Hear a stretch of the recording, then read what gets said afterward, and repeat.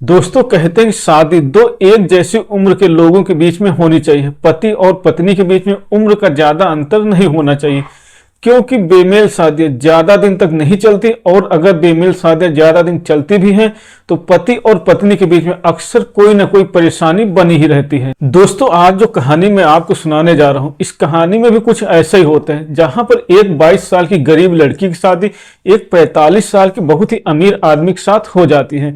लेकिन वो आदमी 45 साल की उम्र में अपनी नई पत्नी को शारीरिक रूप से संतुष्ट नहीं कर पाता था, इसीलिए उसकी पत्नी अपने ही सौतेले बेटे के ऊपर डोरे डालने लगती है, और कुछ दिनों के बाद वो अपने मकसद में कामयाब भी हो जाती है। और इसके बाद दोनों माँ बेटे के रिश्ते को भूलकर एक नया रिश्ता बना लेते हैं। लेकिन दोस्तों कहते हैं कि चोर चोरी कितना भी शातिराना तरीके से करे, एक न एक दिन पकड़ा ही जाता है। ऐसा ही इन दोनों लोगों के साथ भी होता है। एक दिन जब दोनों माँ और बेटे शारीरिक संबंध बना रहे थे, तभी उनका पति उसका बाप उन दोनों को शारीरिक संबंध बनाते हुए पकड़ लेता है। दोस्तों इसके बाद इस कहानी में बहुत ही भयंकर और खतरनाक मोड़ आ जाता है। दोस्तों एक 22 साल की लड़की की कैसे एक 45 साल के आदमी के साथ शादी हो गई, और शादी हो जाने के बाद फिर उसकी कैसे मौत हुई, सब कुछ बताने वाला हूँ विस्तार से। बस आप लोग कहानी में अंत तक बने रहिएगा। नमस्कार दोस्तों, मैं हूँ राजन यादव। आप सभी का स्वागत करता हूँ अपने YouTube चैनल पर एक नई कहानी के साथ। आशा करता हूँ आप सभी लोग स्वस्थ होंगे और अपने परिवार वालों के साथ मस्त होंगे। दोस्तों कहानी में आगे बढ़ने से पहले आप सभी लोगों से एक छोटी सी रिक्वेस्ट है, अगर आपने अभी तक हमारे चैनल को सब्सक्राइब नहीं किया तो प्लीज चैनल को सब्सक्राइब कर लीजिए और वीडियो को लाइक कर दीजिए। तो चलिए कहानी को शुरू करते हैं। दोस्तों सच्ची कहानी दिल्ली की है। दिल्ली में एक जगह पड़ती है बदरपुर। बदरपुर में बहुत सारी झुग्गी झोपड़ियां बनी हुई, जहां पर गरीब लोग रहते हैं। उन्हीं में से एक झोपड़ी में एक अलका नाम की लड़की अपने पापा के साथ रहती थी। अलका के पापा बहुत गरीब थे, इसीलिए वो झुग्गी झोपड़ियों में रहते थे। दोस्तों झुग्गी झोपड़ियों में बहुत ज्यादा परेशानियां होती हैं, इसीलिए अलका जब बड़ी हो रही थी तो उसका एक ही सपना था कि जब भी उसकी शादी हो तो किसी पैसे वाले आदमी के साथ हो, जिससे अब उसको आगे शादी के बाद इन झुग्गी झोपड़ियों में न रहना पड़े। धीरे धीरे बेटी बड़ी होने लगती है, उसकी उम्र शादी के लायक हो जाती है, इसीलिए उसके पापा उसके लिए लड़का ढूंढना शुरू कर देते हैं। लेकिन काफी दिन तक ढूंढने के बाद भी अलका की शादी कहीं पर तय नहीं हो पाती, इसीलिए वो अपनी परेशानी अपने साथ में काम करने वाले अपने एक दोस्त को बताते हैं। तो उनका दोस्त अलका के पापा को बताता है कि मैं एक आदमी को जानता हूं, अगर तुम उसके साथ अपनी बेटी की शादी कर दोगे तो तुम्हारी बेटी बहुत खुश रहेगी, उसको अपनी जिंदगी में कोई भी परेशानी नहीं होगी। दोस्तों अपने दोस्त की बात मानकर अलका के पापा अगले दिन उस आदमी के घर पे जाते हैं और उससे मिलते हैं। वो आदमी अपना नाम श्यामलाल बताता है और बताता है कि उसकी पहले शादी हुई थी, लेकिन उसकी पत्नी की मौत हो गई। उसका एक बेटा है, वो अमेरिका में पढ़ाई कर रहा है। मैं घर पर अकेला रहता हूं, इसीलिए मेरी इच्छा है कि मैं दूसरी शादी कर लूं। जब अलका के पापा श्यामलाल से मिलते हैं तो वो उनको पसंद कर लेते हैं और अपनी बेटी अलका की शादी उसके साथ तय कर देते हैं। शादी तय करने के बाद एक अच्छा सा दिन देखकर अलका के पापा अलका को श्यामलाल के साथ विदा कर देते हैं। इसके बाद अलका जब शादी करके अपनी ससुराल पहुंचती है और अपनी हवेली देखती है, अपना घर देखती है, तो वो ये भूल जाती है कि उसकी शादी एक 45 साल के अधेड़ आदमी के साथ हुई है, क्योंकि श्यामलाल बहुत ही पैसे वाला आदमी था। दोस्तों इसके बाद दोनों की आज सुहाग रात होती है। जब सुहाग रात होती है तो श्यामलाल अपनी नई पत्नी अलका को बहुत सारे गिफ्ट देता है, इसीलिए अलका भी खुश हो जाती है। इसके बाद दोनों सुहाग रात मनाते हैं और श्यामलाल को अपनी नई पत्नी अलका के साथ सुहाग रात मनाकर बहुत अच्छा लगता है। दोनों इसके बाद अपने घर में रहने लगते हैं और हंसी खुशी से प्यार मोहब्बत से रहते हैं। लेकिन दोस्तों धीरे धीरे श्यामलाल के ऊपर उम्र का असर होने लगता है।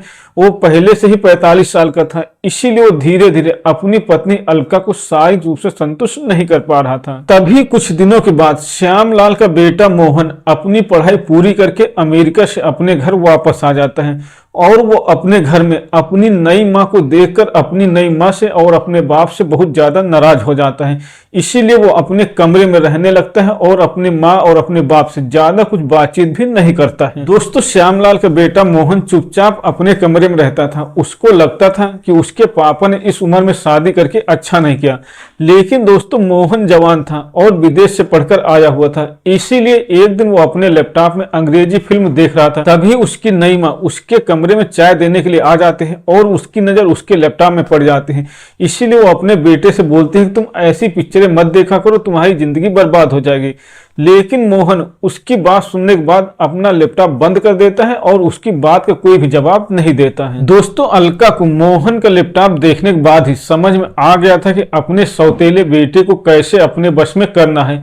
इसीलिए एक दिन वो अपने पति श्यामलाल से बोलती है कि चलो हम लोग कहीं बाहर घूमने चलते हैं। अपनी नई पत्नी की बात सुनते ही श्यामलाल तैयार हो जाता है बाहर घूमने चलने के लिए और वो लोग गोवा जाने की प्लानिंग करते हैं। लेकिन जिस दिन उन लोगों को गोवा जाना था उसी दिन अचानक से श्यामलाल को कोई जरूरी काम आ जाता है और वो गोवा नहीं जा पाता और अपनी पत्नी और अपने बेटे को गोवा भेज देता है। गोवा पहुंचकर माँ और बेटे पूरा दिन गोवा में घूमते हैं, लेकिन जब शाम होती है तो वो एक होटल में जाते हैं रुकने के लिए। लेकिन उस होटल में एक ही कमरा खाली था, इसीलिए दोनों एक ही कमरे में रुक जाते हैं और जब सोने का टाइम आता है तो माँ और बेटे दोनों एक ही बेड पर लेट जाते हैं। लेकिन उसकी सौतेली माँ के मन में तो कुछ और ही चल रहा था, इसीलिए उसको नींद नहीं आ रही थी और काफी देर तक जब उसको नींद नहीं आती है तो वो अपने सौतेले बेटे मोहन के पास आती है और उसके साथ अश्लील हरकतें करने लगती है।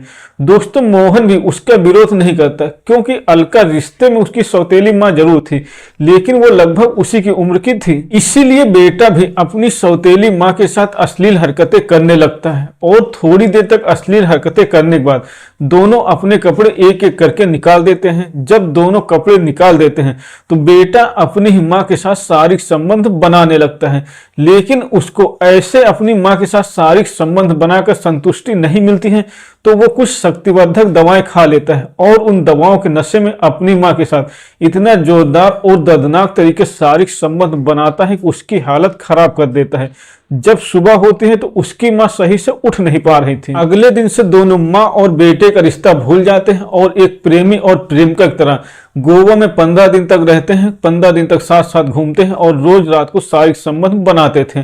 जब 15 दिन बीत जाते हैं तो दोनों अपने घर दिल्ली वापस आ जाते हैं और घर में आने के बाद ही इन दोनों लोगों का शारीरिक संबंध बनाने का सिलसिला लगातार चलता रहता है। दोस्तों, अलका का पति श्यामलाल उसके साथ कभी कभी शारीरिक संबंध बनाता था क्योंकि उसकी उम्र ज्यादा हो गई थी। इसीलिए जैसे ही रात को श्यामलाल सो जाता था वो उठकर अपने बेटे के कमरे में आ जाती थी और उसके साथ शारीरिक संबंध बनाती रहती थी और शारीरिक संबंध बनाने का यह सिलसिला काफी दिनों तक चलता रहता है और श्यामलाल को इसके बारे में जरा सी खबर नहीं लगती। लेकिन एक दिन जब श्यामलाल सो जाता है तो उसकी पत्नी उसके पास से उठकर अपने बेटे के कमरे में आ जाती है और उसके साथ शारीरिक संबंध बनाने लगती है। लगभग 1 से 2 घंटे तक वो वहीं पर लेटी रहती, उसके साथ ही शारीरिक संबंध बनाती रहती। तभी अचानक से श्यामलाल की नींद खुल जाती है। वो अपने बिस्तर पर देखता है कि उसकी पत्नी नहीं है, इसीलिए वो अपनी पत्नी को ढूंढते हुए अपने कमरे से बाहर आ जाता है। तभी उसको उसके बेटे के कमरे से कुछ बातचीत करने की आवाजें सुनाई देती हैं। इसीलिए वो अपने बेटे के कमरे में जाकर देखता है और जो देखता है उसको देखकर बहुत ज्यादा गुस्सा आ जाता है क्योंकि उसका बेटा अपनी ही माँ के साथ शारीरिक संबंध बना रहा था। दोस्तों, ये सब देखने के बाद श्यामलाल को समझ में आ जाता है कि मेरी पत्नी ने ही मेरे बेटे को उकसाया होगा ये सब करने के लिए। इसीलिए श्यामलाल अपनी पत्नी अलका के ऊपर बहुत नजर रखता था, लेकिन उसकी पत्नी को तो अपने बेटे की लत लग गई थी, इसीलिए उसकी आदतों में कोई सुधार नहीं हो रहा था। बहुत ज्यादा तंग आकर श्यामलाल एक दिन अपने बेटे को अपनी पत्नी से अलग करने का एक प्लान बनाता है और प्लान के हिसाब से एक दिन वो नशीली दवाइयां लेकर आता है और अलका के खाने में मिला देता है। उन दवाइयों का मिला हुआ खाना खाकर अलका को नशा हो जाता है और वो नशे में सो जाती है। जब वो सो जाती है तो उसका पति श्यामलाल उसकी गला दबाकर हत्या कर देता है और हत्या करने के बाद उसकी लाश को गाड़ी में रखकर बाहर फेंकने जा रहा था। तभी अचानक से उसका बेटा उसको देख लेता है और वो तुरंत पुलिस को फोन कर देता है। थोड़ी ही देर में पुलिस वहां पर आ जाती है और श्यामलाल को रंगे हाथों पकड़ लेती है। इसके बाद पुलिस श्यामलाल को अपनी ही पत्नी की हत्या के जुर्म में जेल में डाल देती है। दोस्तों, एक बेमेल शादी की वजह से पत्नी की हत्या हो गई और पति को जेल हो गई। दोस्तों, इसीलिए बेमेल शादियां नहीं करनी चाहिए, नहीं तो ऐसा ही अंजाम किसी का भी हो सकता है। तो दोस्तों, ये थी आज की कहानी। अगर आपको पसंद आई हो तो वीडियो को लाइक करें और चैनल को सब्सक्राइब करें।